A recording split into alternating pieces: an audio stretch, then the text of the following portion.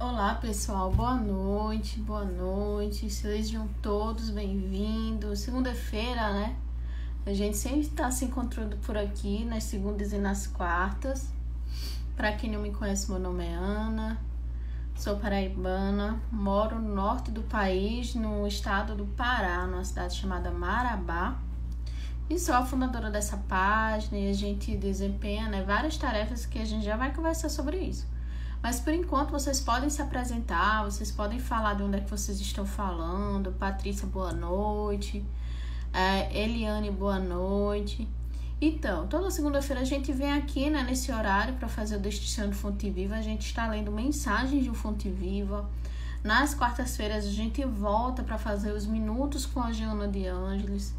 Nas quintas-feiras nós temos o estudo do Livro dos Espíritos. A gente já está no livro 3º das leis morais. A gente vai iniciar a primeira lei moral, que é a lei da adoração. A gente vai estar sobre prece, como é a maneira mais correta de orar.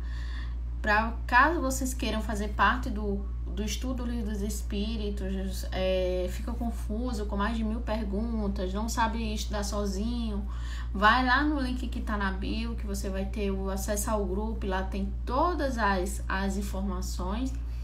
E no sábado nós voltamos, né? Nesse sábado tem mais um Clube do Livro. Nós estamos encerrando o 2º livro do Clube do Livro, Nas Oragens do Pecado. Tem a última live, esse sábado a gente é a última live sobre o livro, mas ainda terá mais uma live, uma roda de conversa muito legal que a Jade está preparando pra gente. Enfim, tem programação direta, é só vocês ativarem as notificações para vocês não perderem, tá? Mesmo que vocês não fiquem, todas as lives ficam salvas. A Sereia de João Pessoa, Paraíba, olha aí, mais uma conterrânea paraibana, seja bem-vinda, tá? E é isso, pessoal. Vocês também podem estar falando a opinião de vocês, o que é que vocês acham da leitura, da interpretação, tá bom? E vamos começar. Vamos começar lendo a mensagem. Nós já estamos na mensagem 40 desse livrinho aqui, ó, Fonte Viva. Mas são mais de... Deixa eu ver aqui. São mais de 150 mensagens. São 180 mensagens de Emmanuel. Um dia a gente acaba, né? O Fonte Viva. Mas sem pressa. Vamos estudar Emmanuel. Vamos ver o que é que Emmanuel quer falar pra gente, né? Deixou esse legado da coleção Fonte Viva. O nome da mensagem é Anti-Objetivo. Primeiro eu vou ler, depois a gente volta e vai comentando frase por frase, tá bom? Vocês podem a qualquer momento falar a opinião de vocês, qual a interpretação que vocês tiveram, o entendimento de vocês. Ante o objetivo.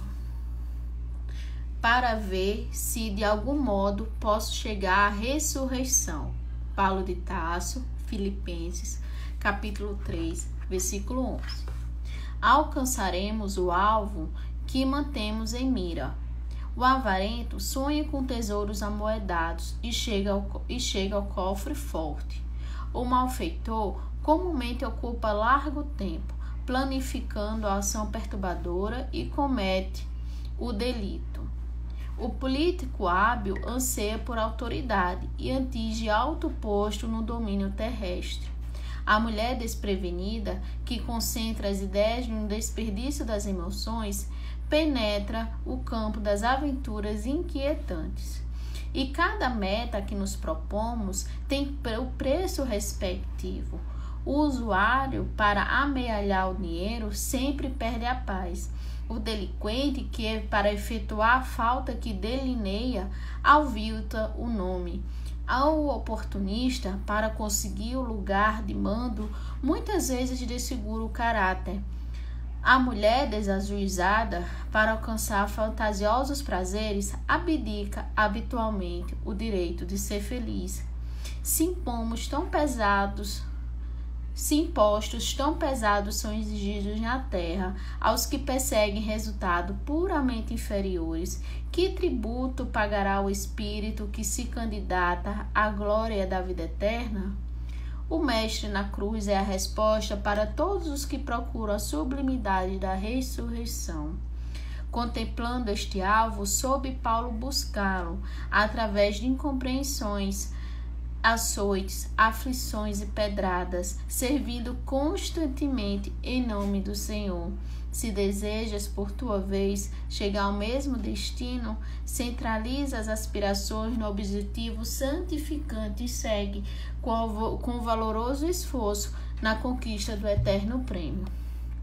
Interessante, né? Emmanuel vai falar sobre objetivo, sobre não só em termos objetivo, mas termos foco nesse objetivo. Vamos prestar atenção porque Emmanuel, ele gosta de trazer bastante exemplo pra gente. Não é qualquer exemplo, são exemplos assim que a gente costuma ver no nosso meio social, que a gente costuma ver na nossa família, que a gente costuma ver no nosso dia a dia, tá? Vamos lá.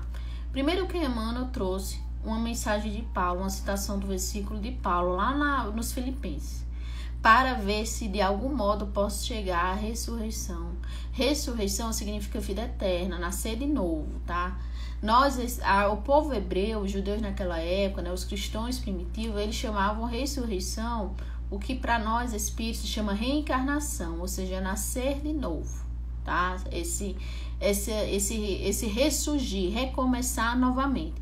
Então, o que Paulo fala, para ver que se algum modo chega nisso, né? Chega nessa vida eterna, mas não é chegar na vida eterna de qualquer jeito, né? É importante salientar isso, é chegar bem, é chegar melhor, é chegar, se sentir digno de ter uma posição boa, né? Uma posição mais feliz lá no plano espiritual. Mas como é que se consegue isso, né? Como é que a gente consegue uma boa posição lá no plano espiritual? Como é que a gente consegue uma vida espiritual que é mais tranquilo, um desencarne o mais confortável possível? Como é que a gente consegue isso? E Emmanuel vem falando aqui pra gente. Primeiro ele começa a citar exemplos, né? Como eu falei, Emmanuel adora citar exemplos. Ele fala que nós alcançaremos o alvo que mantemos na mira, ou seja, aquilo que a gente pensa. Joana de Ângeles, a gente vê muito isso no Minutos com a Joana, ela fala muito sobre o pensamento, né, sobre sentimentos, de como o nosso pensamento, a nossa mente, ela é uma fonte criadora. Então, se a gente tá focado em um objetivo, se a gente tá mirando alguma coisa, nós iremos conquistar, nós iremos alcançar, seja de bom, seja de ruim, tá? Seja uma coisa positiva ou seja uma coisa negativa. Emmanuel começa a citar exemplos de coisas que são negativas, de objetivos que algumas pessoas, ou até mesmo nós, em algum momento da nossa vida, alcançou, mirou, mas que não trouxe um resultado bom. Por exemplo, ele começa falando do avarento. O avarento que deseja muito dinheiro, e frequentemente o avarento é egoísta, né? Porque ele quer tudo só para si, ele quer juntar riqueza, mas só para si, não para os outros, não gosta de repartir. O avarento, ele sonha, né, com essa fortuna, com esses tesouros, e ele, como ele é avarento, né, ele vai conseguir amontoar esse dinheiro, né? Ele vai conseguir juntar essa grana. Depois ele fala do malfeitor. Quem é o malfeitor? É aquele que pratica o mal, é aquele que pratica crimes, por exemplo, né? Seja crimes físicos, morais também. Então, o malfeitor, ele usa muito tempo para arquitetar seus planos, né? Para tentar alcançar o objetivo dele. Ele planeja, ele testa, né? Algumas dessas ações que são perturbadoras, obviamente, né? Porque não tem como a gente achar que fazer o mal vai trazer equilíbrio, vai nos fazer bem. E comete o delito, né? Ou seja, ele tem a vontade, né? Vou praticar um crime, vou assaltar. Ele vai pensar no assalto e vai realizar o assalto. Se vai ser bem sucedido ou não, mas ele tá planejando, né? Ele tá, na mente dele, tudo já tá acontecendo, tudo já aconteceu. Depois de malfeitor, que seria o criminoso, ele vem falar do político, das pessoas que têm vida pública, que são deputados, são senadores, são presidentes, né? São chefes de nações, chefes de estado, enfim, que estão na carreira política. O político, ele anseia por autoridade, né? Ele anseia por poder, ele anseia por ser visto, por ser homenageado, né? Por ser bajulado.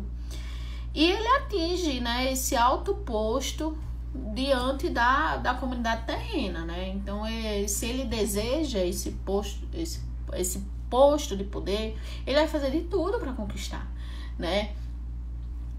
Podendo chegar no mais, assim, vislumbrado de todos, que é ser um chefe de uma grande potência, por exemplo, uma grande potência mundial.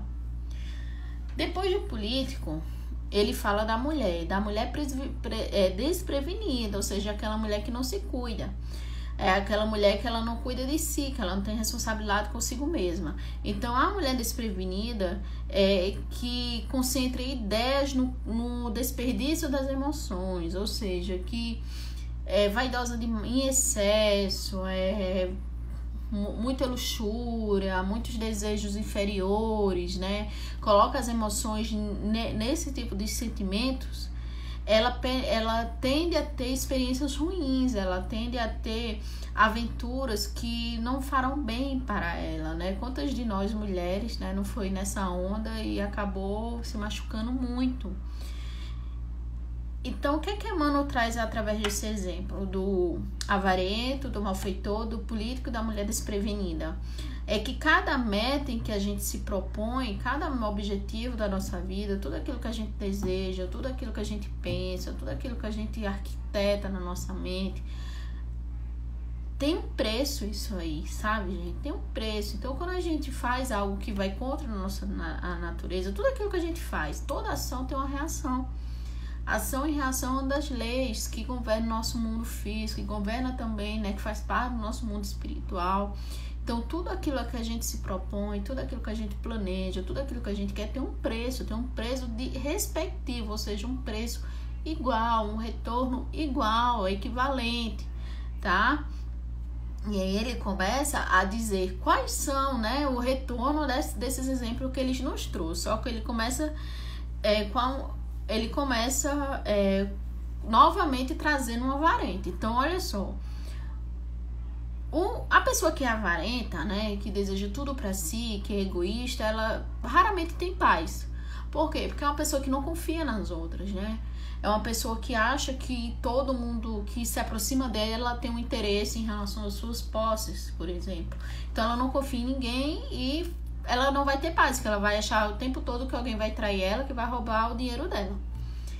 E se vocês já leram a obra O Céu e o Inferno, se vocês não leram, leem, porque traz de Kardec, nessa obra, traz diversos espíritos em situações assim, diversas situações. E numa dessas histórias, né, dessas manifestações mediúnicas, se manifesta um espírito de um avarento, em que ele não estava em paz, porque na cabeça dele, né, ele não tinha tido filho, justamente para não repartir dinheiro, né, nem com o próprio filho. Aí o que aconteceu? Ele desencarnou, não usufruiu do dinheiro, só guardou. E obviamente que a justiça daquela época foi atrás do parente mais próximo dele, em que viu que havia uns sobrinhos. Então, na cabeça dele, ele não conseguia ficar em paz lá no plano espiritual, porque o tempo todo ele estava pensando no dinheiro dele. Ele estava pensando nas posses, ficar na terra, ele ficava pensando de que os sobrinhos estavam gastando tudo, tornando tudo. Então, veja só, a pessoa que é avarenta, a pessoa que é egoísta, ela não tem paz nem aqui nem lá. Porque desencarna e continua a desconfiança, continua o apego aos bens materiais, né? Então, aí ele diz que o delinquente, para efetuar, né, o crime, para consumar o crime, ele suja o próprio nome, né? Ele fica marcado. Vocês vejam, por exemplo, grandes criminosos do Brasil que cometeu vários crimes, como a Suzana Richthofen, o goleiro Bruno, não sei, mandem aí mais esses criminosos que marcaram a nossa geração. Eles nunca são esquecidos, né? O goleiro Bruno tenta, por exemplo, trabalho, aí vem o nome dele sai na mídia, começa, né, as movimentações para que ele perca o trabalho dele. Fala-se, por exemplo, assim, de a Suzana Richthofen, desculpe se eu não estiver pronunciando o nome direito, a gente escuta algum rumor de que ela vai ter a liberdade provisória dela, né, porque ela já cumpriu não sei quantos % de pena de prisão. Como ela teve boa conduta e tem um bocado de atenuante, ela vai sair. Só da gente ouvir isso, a gente se revolta. Por quê? Porque o criminoso sujou o nome. E aí é todo um processo para essas pessoas serem reinseridas na sociedade, né? Buscarem um emprego, serem aceitas novamente na sociedade, porque a gente ainda tem essa dificuldade, né? Em não enxergar um criminoso como alguém que é irmão nosso, né? Porque Jesus, na verdade, não fez distinção de ninguém. Então a gente tem essa dificuldade. Então o criminoso, a pessoa que pratica o crime, ela tá sujando o próprio nome. E aí ela vai ser reconhecida onde ela estiver, né? E lá no plano espiritual também.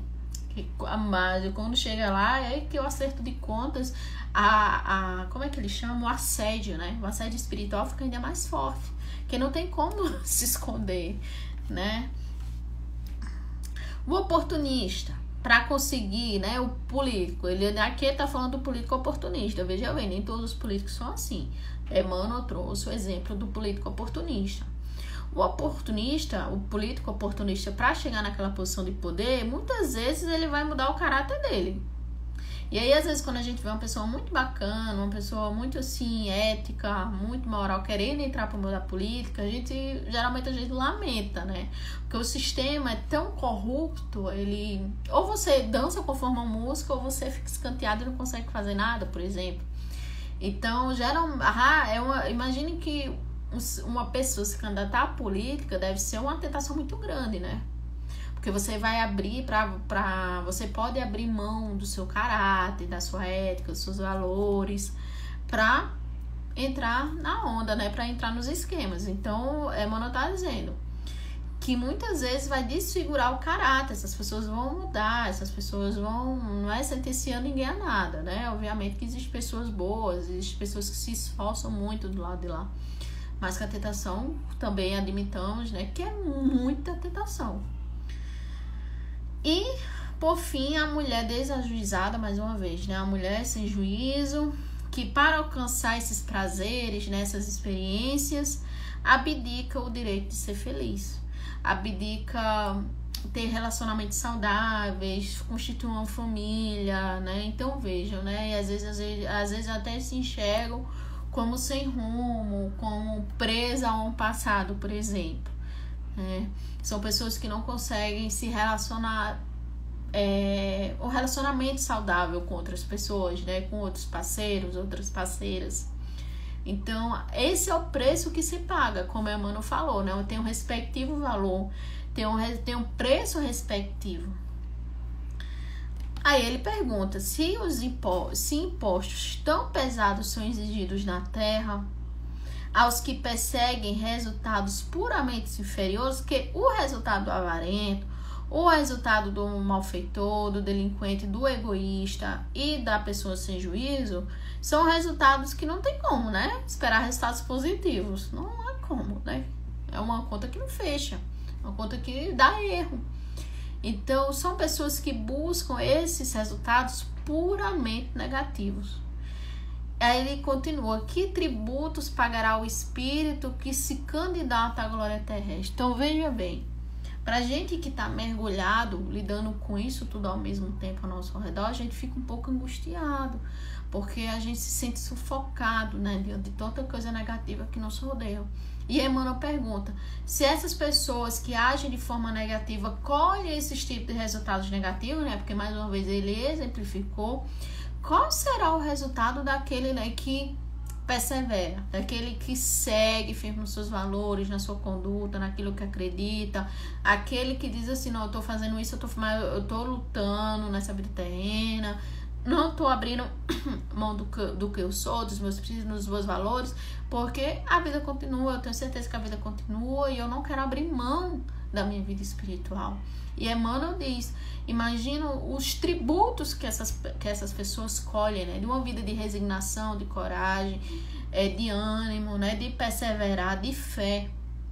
Ele diz, imagina que tributos os esperam. E aí, mais uma vez, ele traz a figura de Jesus, né? Jesus como esse modelo e guia que nós temos. O mestre na cruz, ou seja, o Cristo crucificado, é a resposta para todos os que procuram a sublimidade da ressurreição. Então, Jesus, né? Veio, reencarnou entre nós, falou sobre amor. Imagina né? Milênios atrás, mais de 2.000 anos atrás. A civilização era muito mais bárbara que a de hoje. Isso aí a gente também tem que admitir. Hoje a sociedade, no geral, é mais tolerante para conversar sobre determinadas coisas que antes armaria. Isso não duraria um dia na época de Jesus. E Jesus não fez mal a ninguém. Só falou de amor, né? Deus como pai justo, amoroso, bom. Jesus foi crucificado, minha gente. Né? Jesus foi crucificado. Mas e aí? Qual foi o preço que ele pagou? Foi o preço da cruz? Foi da renúncia, não foi? Foi do sacrifício. Qual foi o tributo que ele colheu lá no plano espiritual? Será que o sofrimento de Jesus foi à toa? Foi de graça? Será que foi em vão tudo aquilo que ele passou? Obviamente que não. Tanto que Jesus é esse espírito de elevada grandeza que a gente conhece, né? Governador do nosso planeta, e mais de 2.000 anos se passaram, o evangelho dele continuou de tal como era. Bem que tentaram, né, nas cruzadas, na Idade Média. De vez em quando tem umas correntezinhas aí que tenta entortar o evangelho dele, mas a pureza evangélica dele continua. Então, Jesus é o exemplo de que vale a pena. O que não vale a pena é a gente comprometer nossa vida espiritual por uma breve passagem na Terra. Cometer crimes, ter relacionamentos conturbados, né? Ser egoísta, subjugar as pessoas, né? Humilhar as pessoas, perpetuar miséria, por exemplo. Não vale a pena ceder a esse tipo de coisa. O que vale a pena é a gente ser fiel e firme, buscar sempre melhorar os nossos valores, as nossas crenças, os nossos sentimentos, para que a gente tenha uma vida espiritual mais tranquila, né? Para que a gente desencarne com a consciência tranquila. Aí Emmanuel continua, contemplando esse alvo, né? Ou seja, contemplando a mira, o objetivo, soube Paulo buscá-lo. Paulo é um exemplo de homens e mulheres como nós. Paulo perseguia cristão. Paulo matou o primeiro cristão da história, que foi Estevão. Antes de ser Paulo, ele foi Saulo. Perseguia cristão, tinha raiva de Jesus e virou Paulo de Tarso, um dos grandes missionários e divulgadores do evangelho, fundador de igrejas. Então, Paulo é gente como a gente, que está errando, mas e tentando acertar, mudando de rota, se reformando a todo instante. Então Paulo soube aproveitar, Paulo soube mudar de rota. Paulo poderia, imagina, né, você vê que o evangelho de Jesus realmente era aquilo que estavam divulgando por aí, quando você esse tempo todo estava perseguindo, ou você enlouquece, né, vira um fanático religioso, ou você muda. Gente, tudo bem a gente mudar de opinião, tudo bem a gente mudar a forma como a gente se relaciona com a pessoa, tudo bem a gente mudar a nossa forma de pensar, mudar uma ideia, não era desse jeito que eu pensava, tudo bem, a gente não pode sentir vergonha de mudar, a gente tem que ter vergonha de ficar do jeito que a gente tá, de permanecer dessa forma, de não buscar, pedir desculpa, eu me equivoquei, né, poxa, né, hoje eu não sou mais aquela pessoa que eu era ontem, tô buscando me melhorar. O importante é isso, é mudar sempre, nós somos seres em mudança, em processo de mudança, tá? Então, Paulo teve esse estalo, Paulo mudou, Paulo buscou se melhorar como ser humano. Então, ele sofreu incompreensão, ele foi julgado, ele foi abandonado pelas pessoas, os amigos mais íntimos dele, né? O próprio pai. Mas, mesmo assim, ele foi até o fim. Ele se viu constantemente em nome de Jesus, né? Aí, Emmanuel encerra. Mas ele dizendo, né? Emmanuel dizendo, Paulo sofreu incompreensão, açoite, ele foi assaltado, né? Ele era todo quebrado, coitado. Ele sofria aflições, preso, assim como Pedro, assim como João. Aí Emmanuel encerra dizendo assim, se a gente deseja chegar, né? Se a gente vê, por exemplo, esses grandes mártires, como Paulo, como Estevão, Francisco de Assis, a gente vê para esses espíritos, a gente fica encantado. Vocês não ficam encantados? Eu sei, cada um de nós tem um carinho especial por um espírito, né? Que vovó chama, minha avó, por exemplo, é católica, ela diz assim que ela é devota de Santa Terezinha. Ela tinha um carinho enorme por Santa Terezinha. Então nós temos essa afeição, a gente olha para um espírito, nossa, mas ele é tão bom. A gente tem admiração por certos espíritos. Chico Xavier, Divaldo Franco, Francisco de Assis, Irmão Dulce, Madre Teresa, Paulo Júlio, que faz aquele trabalho maravilhoso, né, com as pessoas de rua em São Paulo, enfim, né? Mas a gente também pode chegar a esse mesmo destino. Às vezes a gente coloca esses espíritos, essas pessoas, muito longe de nós. É como se a gente só achasse legal, mas nós podemos fazer a mesma coisa que eles. Nós podemos fazer a mesma coisa que Jesus fazia. Jesus mesmo disse pra gente, né? Vós sois deuses. Se a gente tiver vontade, a gente faz o que Jesus fazia e muito mais. Então, a Emmanuel fala, se desejas por tua vez chegar ao mesmo destino, centraliza as aspirações no objetivo santificante e segue sem medo.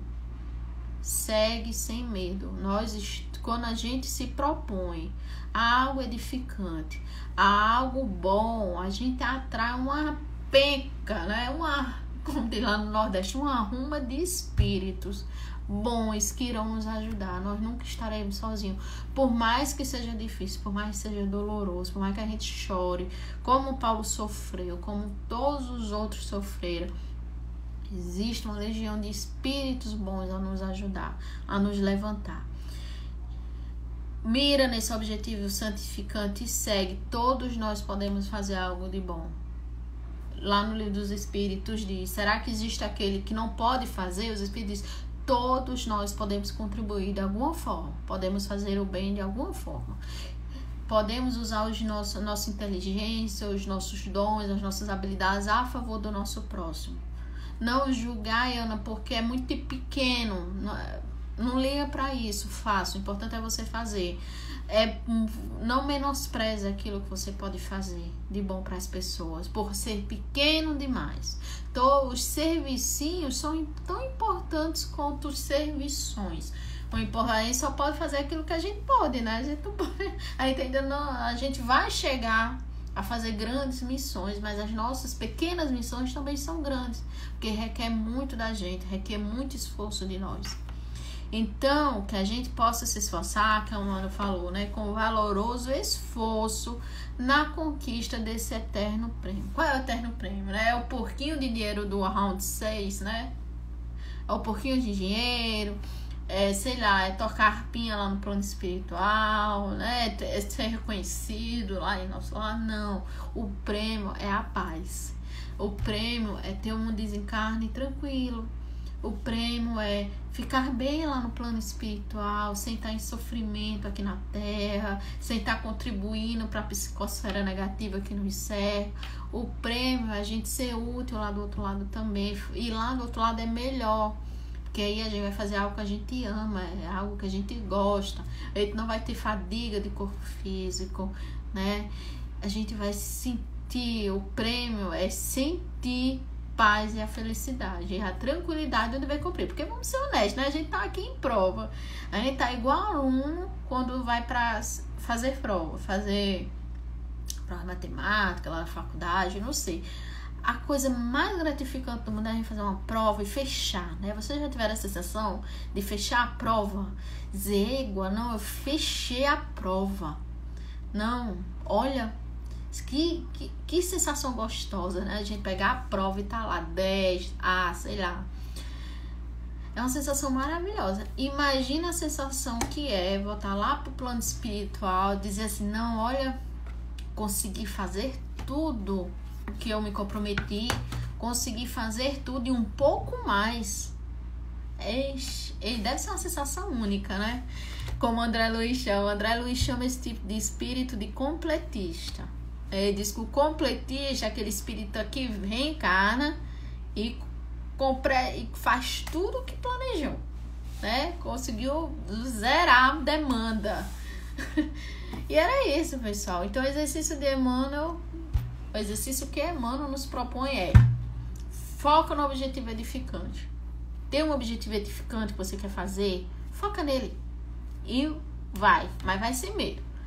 Vai com coragem, com resignação, com paciência. Vai dar tudo certo. Certo? Então era isso, pessoal. Agora a gente se vê novamente quarta-feira com os Minutos com a Joana. Quem estará aqui será a Sabrina, tá? Vocês já devem conhecer. E é isso. Qualquer coisa a gente tá no direct, a gente tá nas postagens, tá certo? Um beijo. Fiquem com Deus e até a próxima. Tchau!